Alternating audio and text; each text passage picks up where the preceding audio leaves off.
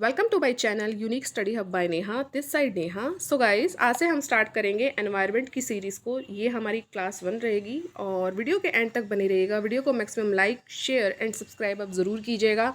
साथ में आप टेट एग्ज़ाम स्टडी पर आप मुझे फॉलो कर ही रहे हैं, वहाँ भी जो मैं वीडियोज़ डाल रही हूँ वहाँ पे मैं आपको हिस्ट्री करवा रही हूँ और MCQs करवा रही हूँ, तो वहाँ पर भी आपने मुझे सपोर्ट करना ही है और यहाँ भी आप सपोर्ट करेंगे ही। तो आज से हम एनवायरनमेंट की ये सीरीज़ को स्टार्ट कर रहे हैं। बहुत बहुत बहुत इंपॉर्टेंट सीरीज़ है ये। इसमें मैं आपको क्वेश्चंस के थ्रू जो है कंसेप्ट करवाऊंगी। आप अपने नोट्स को खुद रेडी कीजिए, अपने हाथों से बनाएंगे तो ज़्यादा बेनिफिट रहेगा। इस पे PDF पे आप बिल्कुल भी डिपेंड मत रहिए, जैसे बिल्कुल मैं भी किसी भी PDF पे डिपेंड नहीं रहती हूँ। मैं अपने नोट्स खुद अपने हाथों से ही तैयार करती हूँ, तो मुझे लगता है कि हाँ मैंने कुछ किया है, तो ये फीलिंग आपके अंदर भी आनी चाहिए। तो चलिए आज की वीडियो को हम स्टार्ट करते हैं। हमारा आज का फर्स्ट क्वेश्चन है, सर्वाधिक जैव विविधता पाई जाती है। तो जैव विविधता कहाँ पाई जाती है, उससे पहले हम ये जानेंगे कि जैव विविधता होती क्या है। सुनिए, जहाँ पर पेड़ पौधे और जीव जंतु सभी मिलजुल कर रहते हैं तो वहाँ पर जैव विविधता होती है। ठीक है, एक निर्धारित क्षेत्र में हो, ये नहीं है कहीं भी बिखरे हुए हो, कहीं यहाँ पर पेड़ पौधे हैं, कहीं यहाँ पेड़ पौधे हैं, यहाँ जीव जंतु है। एक निर्धारित क्षेत्र हो, उस क्षेत्र में जीव जंतु भी हों और आपके पेड़ पौधे भी हों, तो ये होती है जैव विविधता।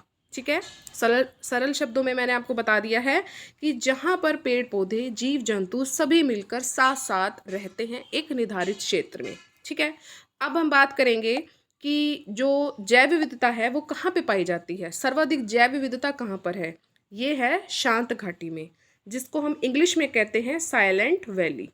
क्या कहते हैं हम, साइलेंट वैली। ये शांत घाटी में पाई जाती है। सर्वाधिक जैव विविधता जो है शांत घाटी में है। अब ये शांत घाटी कहाँ है, तो ये शांत घाटी जो है केरल में है। ठीक है, शांत घाटी केरल में है और केरल में पश्चिमी घाट है, वहाँ पर ये सबसे ज़्यादा है। साइलेंट वैली को हम साइलेंट वैली क्यों कहते हैं, शांत घाटी हम इसे क्यों कहते हैं, क्योंकि यहाँ के जो जंगल है ना गाइस, यहाँ के जंगलों में ना बिल्कुल शांत माहौल है, शांत माहौल है। इसी वजह से हम इस घाटी को शांत घाटी कहते हैं। इंग्लिश में हम इसको साइलेंट वैली कहते हैं। होप सो आपको क्लियर हो गया होगा। आगे बढ़ते हैं। जैव विविधता में जो परिवर्तन होता है वो कहाँ पर सबसे ज़्यादा होता है। जैव विविधता आपको पता है, ये मैं जब आपको ज्योग्राफी करवाऊंगी वहाँ पर मैं आपको करवाऊंगी। ये आप सबको पता है कि 0 डिग्री होता है, भूमध्य रेखा विषुव रेखा होती है। ठीक है, तो इसी पर ही जो है सबसे ज़्यादा परिवर्तन होता है। जैव विविधता में जो परिवर्तन होता है वो भूमध्य रेखा की तरफ जो है बढ़ता रहता है। यहीं पर जो है सबसे ज़्यादा जो है परिवर्तन होता है और यहीं पर जैव विविधता सर्वाधिक होती है।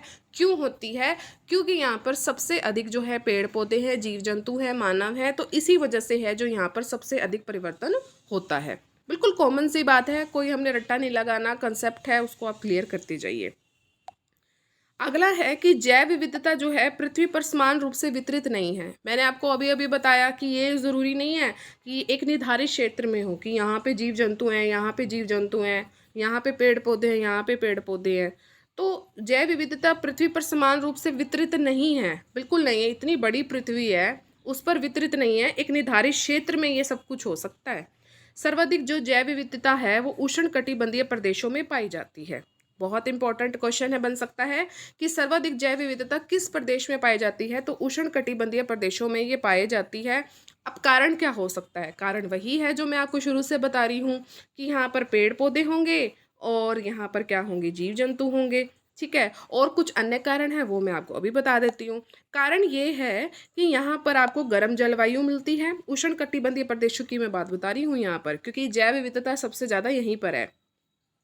कारण ये है कि यहाँ पर गर्म जलवायु है, अधिक वर्षा है, यहाँ पर पादप है यानी पौधे हैं, प्राणियों के विकास है और वृद्धि के लिए अनुकूलतम दशाएं यहाँ पर पाई जाती हैं। ठीक है, जो हमने शुरू में कंसेप्ट को रीड किया, मैंने आपको बताया, वही जो है सब इस पे अप्लाई हो रहा है उष्णकटिबंधीय प्रदेश पर। कारण क्या है, जैव विविधता यहाँ पर सबसे ज़्यादा क्यों है, क्योंकि यहाँ पर जो है गर्म जलवायु है, अधिक वर्षा है, प्राणी हैं, पौधे हैं, उनकी वृद्धि और विकास भी तो होगा ना, उसके लिए अनुकूलतम दिशाएं हैं। ठीक है, बिल्कुल बिल्कुल क्लियर हो गया होगा मुझे लगता है। चलिए आगे बढ़ते हैं। उष्णकटिबंधीय वर्षावन सर्वाधिक जैव विविधता इसमें पाई जाती है। इसमें जो क्षेत्र का विस्तार है ये आपको याद रखना है। क्षेत्र का जो विस्तार है 10 डिग्री उत्तर तथा 10 डिग्री दक्षिण अक्षांशों के बीच में होता है। जब मैं आपको ज्योग्राफी करवाऊंगी उसमें मैं आराम से आपको करवाऊंगी। फिलहाल आपको इतना याद रखना है कि 10 डिग्री उत्तर और 10 डिग्री दक्षिण अक्षांशों के बीच में होता है उष्णकटिबंधीय वर्षा वन। पादप और प्राणियों के लिए अनुकूलतम दशाएं हैं, इसी कारण इसे अनुकूलतम बायोम भी कहा जाता है। ठीक है, जाते ही नहीं आएगा, जाता है। अनुकूलतम बायोम किसे कहते हैं, तो आपने ये बताना है कि पादप और प्राणियों के लिए अनुकूलतम दशाएं होती हैं, उनके वृद्धि और विकास के लिए अनुकूलतम दशाएं होती है किस वन में, उष्णकटिबंधीय वर्षा वन में, इसीलिए इसे अनुकूलतम बायोम भी कहा जाता है। ठीक है, चलिए आगे बढ़ते हैं। मुझे लगता है आपको अच्छा लग रहा होगा, तो प्लीज़ अब शेयर ज़रूर कीजिएगा और लाइक भी ज़रूर कीजिएगा, सब्सक्राइब ज़रूर कीजिएगा। नया चैनल है, आपके सपोर्ट की बहुत ज़्यादा नीड है। चलिए, सर्वप्रथम बायोडाइवर्सिटी शब्द का जो प्रयोग किया था ये बहुत इंपॉर्टेंट है, डायरेक्ट क्वेश्चन आपसे पूछा जा सकता है कि सर्वप्रथम बायोडाइवर्सिटी शब्द का प्रयोग किया गया था वॉल्टर जी रोसेन द्वारा। आपको ये नाम तो याद रखना पड़ेगा, लास्ट में हम रोसेन जो है याद कर सकते हैं। प्रारंभ में जैव विविधता शब्द को अंग्रेजी शब्द के रूप में प्रथम रेमंड एक दासमैन ने वर्ष 1968 में अपनी पुस्तक a different kind of country में दिया था। ठीक है, रेमंड याद कर लेंगे तो भी चल जाएगा, दासमैन अगर याद पूरा नाम याद हो गया तो बहुत अच्छी बात है, रेमंड याद हो गया तो फिर भी आपको पता लग जाएगा कि प्रारंभ में जैव विविधता शब्द का किसने प्रयोग किया था। यहाँ पर बात आ रही है कि सर्वप्रथम जो है इसने किया था, लेकिन जैव विविधता शब्द जो शब्द आया था ये तो इंग्लिश में है ना, इसका हिंदी का अंग्रेजी शब्द के रूप में इसने किया था सबसे पहले। ठीक है, तो किया था रेमंड ने, a different kind of country में दिया था। बाद में फिर क्या आया, जैव विविधता को अंग्रेजी शब्द बायोलॉजिकल डाइवर्सिटी में परिवर्तित करके बायोडाइवर्सिटी के रूप में सर्वप्रथम वॉल्टर जी रोसेन ने दिया। ठीक है, शब्द का प्रयोग बायोडाइवर्सिटी सबसे जैव विविधता, उसका प्रयोग सबसे पहले किया था रेमंड ने अपनी पुस्तक 1968 में।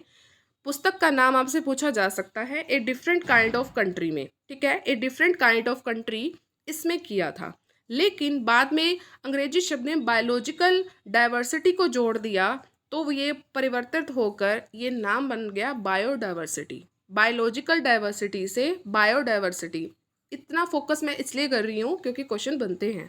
ठीक है, बायोलॉजिकल डाइवर्सिटी से परिवर्तित होकर हो गया बायोडाइवर्सिटी, और इसका सबसे पहले प्रयोग किसने किया था, रोसेन ने किया था। ठीक है, इंपॉर्टेंट है, 1968 आपने याद रखना है। ठीक है, सबसे पहले किसने किया था, रेमंड ने, और फिर रोसेन ने किया था। रे से दोनों आपको नाम याद हो गए होंगे। चलिए आगे बढ़ते हैं, जैव विविधता के बारे में थोड़ा और जानते हैं और वीडियो को हम यहीं पर विराम देंगे।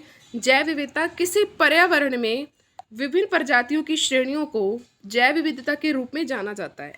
ऐसी ही स्टेटमेंट आपको उठा के दी जाएगी, पेपर में आती है, पेपर में कि विभिन्न प्रजातियों की श्रेणियों को किस रूप में जाना जाता है।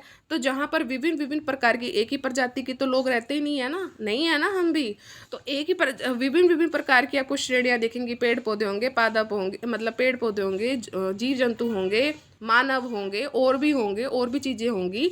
तो डिफरेंट प्रजातियाँ रह रही हैं ना, उनकी श्रेणियाँ बटी हुई हैं ना, तो उसी को ही जैव विविधता के रूप में जाना जाता है। पर्यावरण में जातियाँ जो है वो कई समुदायों में संगठित रहती हैं, बिल्कुल रहती हैं। विभिन्न प्रकार की जातियाँ हैं पर्यावरण में और वो समुदायों में हैं। एक जाति बोल रहे हैं ना, तो जाति का मतलब क्या, समुदाय होगा। ठीक है, कई समुदायों में संगठित रहती है, एक समुदाय एक परितंत्र में ही पाए जाते हैं। ठीक है, एक जो है निर्धारित क्षेत्र में ही पाए जाते हैं, और इसी के आधार पर हम क्या करते हैं, जैव विविधता का क्या करते हैं, हम मापन करते हैं। क्या करते हैं, जैव विविधता का हम मापन करते हैं। जैव विविधता जो है अल्फा, बीटा, गामा नामक श्रेणियों में विभाजित की जाती है। जैव विविधता की आपको यहाँ पे श्रेणियाँ बताई जा रही हैं कि अल्फा है, बीटा है, गामा है, ये आपने साइंस में पढ़ा होगा। तो इन श्रेणियों में विभाजित किया जाता है। अब ये विभाजन किसने किया, ये भी आपको जानना होगा। तो ये विभाजन किया था वी है टेकर ने वर्ष 1972 में। ठीक है, तो नाम आपको याद रखना है और सन भी आपको याद रखना है कि अल्फा, बीटा, गामा में किसने विभाजन किया था। ठीक है, तो कैसी लगी आज की वीडियो, ये हमारी क्लास 1 थी। मुझे उम्मीद है कि आपको ये बहुत अच्छी लगी होगी। वीडियो के एंड तक आप बने रहे हैं, उसके लिए थैंक यू सो मच। अब आपका काम क्या बनता है, maximum like, share and subscribe का जो रेड बटन है उसको ज़रूर प्रेस कीजिएगा और ऑल पर आपने ज़रूर क्लिक करना है, तभी आपको मेरे चैनल पर जितनी वीडियोस होंगी उसकी नोटिफिकेशन आपको टाइम टू टाइम मिलती रहेगी। मैं आपको एक बात बताना चाहूँगी कि एनवायरनमेंट की अब अलग से प्लेलिस्ट होएगी, ठीक है। आप बिल्कुल भी कंफ्यूज ना होइएगा, मेरे चैनल पर एनवायरनमेंट की अलग से प्लेलिस्ट होएगी। पॉलिटिक्स साइंस में आपको करवा रही हूँ, 2 क्लासेस हो गई हैं और आज मैं एक क्लास डाल दूंगी। उसमें मैं आपको विधायिका करवा चुकी हूँ, ठीक है। और कार्यपालिका और न्यायपालिका को जो लोकतंत्र के स्तंभ है ना, उसमें जो मैं आपको विधायिका के बारे में करवा चुकी हूँ, ठीक है। कार्यपालिका और न्यायपालिका को आज हम जो है फिनिश कर लेंगे। न्यायपालिका में ऐसा कुछ खास नहीं है, कार्यपालिका मेन है।